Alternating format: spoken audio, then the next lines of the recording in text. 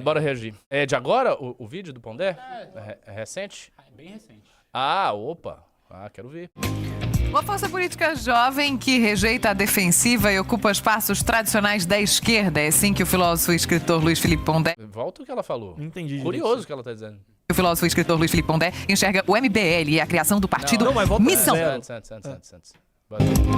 Uma força política jovem que rejeita a defensiva e ocupa espaços tradicionais da esquerda. É assim que o filósofo e escritor...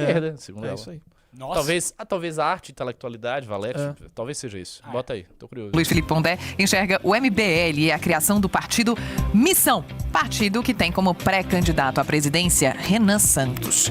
Na coluna Sem Dó, Pondé defende que o fôlego, justamente, de Renan Santos deve ser encarado com seriedade, de olho no longo prazo. Diga tudo, Pondé. Um dos fenômenos mais importantes dessas eleições de 2026 é o partido Missão e a candidatura do Renan Santos. Antes de tudo porque é um candidato que não precisa olhar só para 2026, que é provável que não leve. Assim, olhar para 2030, ou quem sabe depois. É um candidato jovem, portanto tem fôlego. E tem algumas características da Missão que, na realidade, nasceu do Movimento Brasil Livre, MBL, né? Que tem aí mais de 10 anos e que foi muito importante naquelas manifestações de 2015, por exemplo, contra a Dilma Rousseff, a favor do impeachment, né? No primeiro momento, na primeira eleição do Bolsonaro, aderiu ao Bolsonaro, logo depois rompeu com o Bolsonaro, né?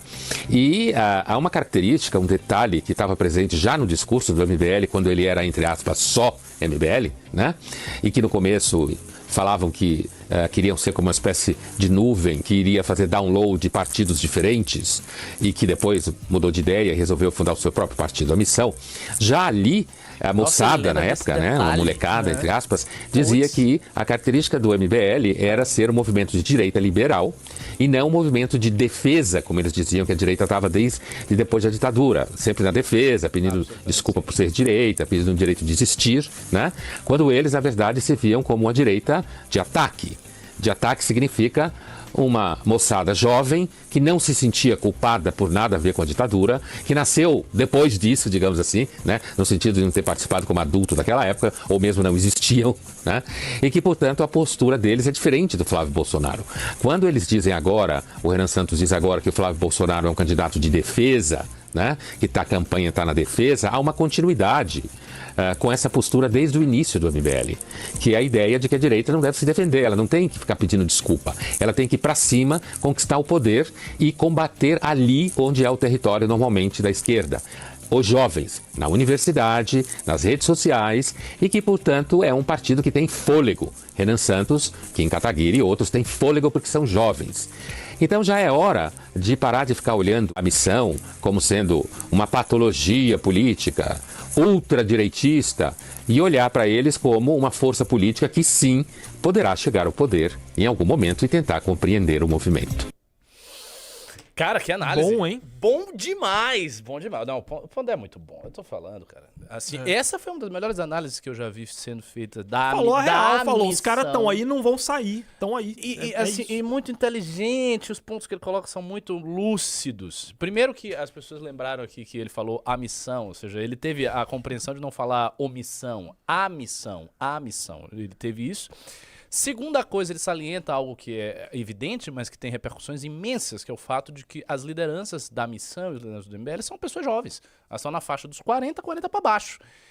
E se a gente for pensar como está sendo a cronologia das pessoas que chegam ao poder no mundo inteiro, é muita gente velha, o que significa que nós temos, na prática, 30 anos pela frente de coisas para poderem ser feitas, sabe?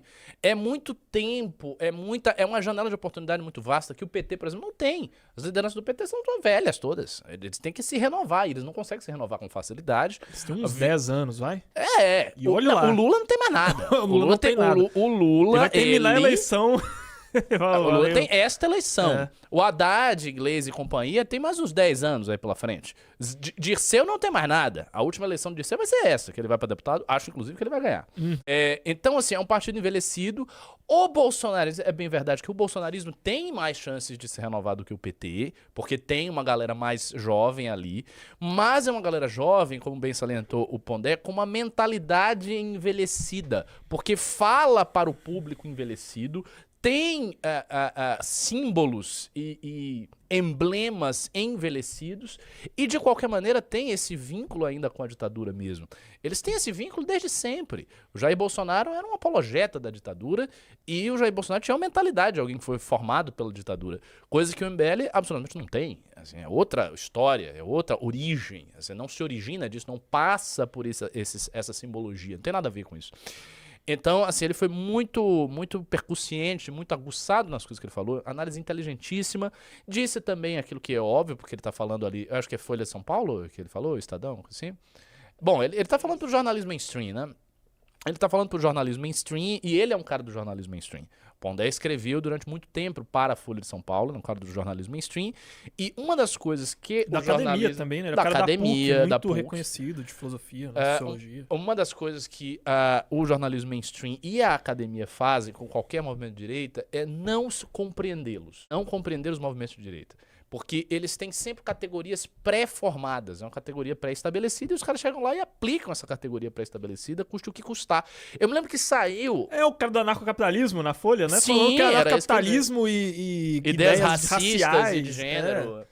Teve um cara que escreveu, E inclusive falou que tava me no livro citou. amarelo. Então, esse cara me citou, ele escreveu sobre a base ideológica do MBL/Missão, e ele falou do livro amarelo.